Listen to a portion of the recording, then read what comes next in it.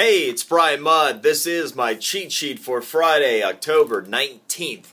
All right, let's go. We're going to go through President Obama's re-election odds head-to-head with Mitt Romney. I've got some information about small businesses going through benefits renewal and why you're not getting a raise. Let's start with the election stuff. All right, so first I'll start with President Obama's re-election odds. He is down at 1 point at his average approval rating this week. He had been hanging in at close to 50%, and at 50%, which is where he was last week, he had about an 80% chance of winning re-election. We have seen the average approval rating of President Obama take a dip by 1% this week to 49. At this stage, as we're inside of 3 weeks from Election Day, a 49% approval rating equates to about a 68% chance of winning re-election historically. So President Obama does lose about 12% on his overall likelihood of winning re-election, all things considered. Now let's take a look at the head-to-head with Mitt Romney. And I'll paint a brighter story for folks who are Romney fans and also give you an idea about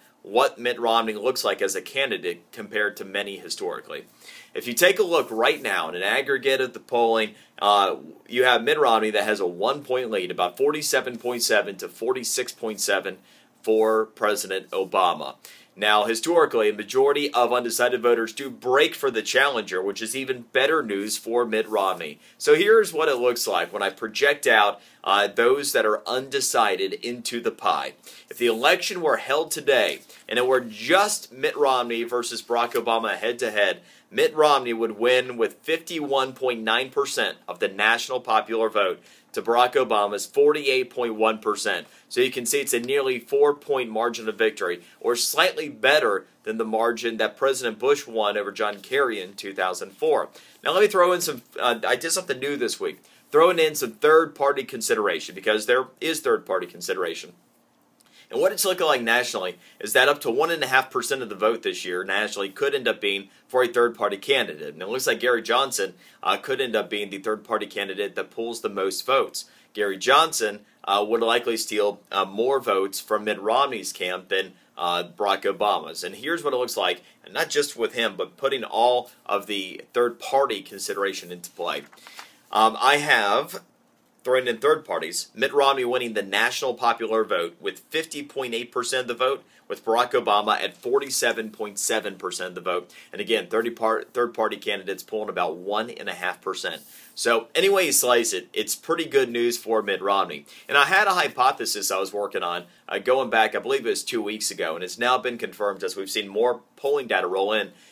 There are 17 in-play states. That was the number I threw out there a couple weeks ago. Because what we ended up seeing is that a lot of states that were considered not to be swing states, you know, the typical 6 or 7 that are the real swing states, and then even the 9 that looked like they might be in play earlier this election cycle, took a look, and I figured that once we started to see some polling in places that weren't generally considered competitive, that you might, including New Hampshire, for example, that you might be surprised and they might be in play. And in fact, that is the case. In states right now, to where the polling has the lead at 5 points or less, which at this stage very much makes it in play, we're looking at 17 states potentially that are in play for this election. So yes, it is still uber important. Florida, Ohio, Virginia. But there could be all kinds of wild cards, all kinds of other factors that hadn't been considered before, like a state like New Hampshire that went for near double digits for Barack Obama, or a state like Nevada that went for Obama by 13 points, potentially in play. So I'll have all that broken out in my physical cheat sheet today. Now, a couple other things here real quick. The reason you're not getting a raise, you are. It just doesn't feel like it. And this is something to keep in perspective. One of the things that's really bugged me is when you get people that go, you know, these companies, you know, they're so selfish and I haven't gotten a raise in years and blah, blah, blah. I mean, look, it does stink that you aren't getting a raise because the cost of living is becoming more expensive. But then again, that's the point. When we take a look at what employers have been doing over the last several years, they have been allocating just as much new money on average to employees as they ever did. The difference?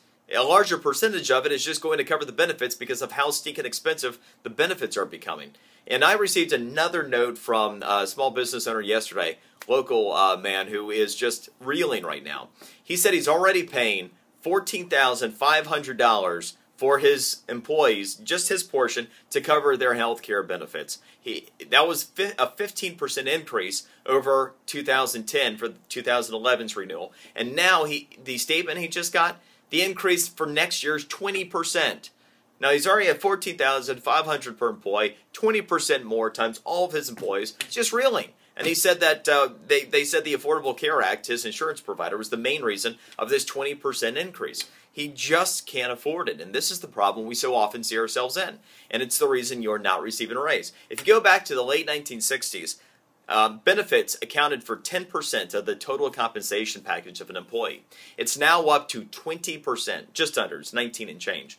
But about the amount of money the companies are spending on benefits as a part of total compensation has literally doubled, even when you adjust for inflation. And that's the reason you're not getting a raise. It's not that companies aren't putting more money into their employees on average year after year. They are. It's just that it's costing so much just to give benefits that it's taken away from the ability to provide raises. I think we need new leadership in Washington. It's a cheat sheet for today. Enjoy yours, and we will see you on Monday.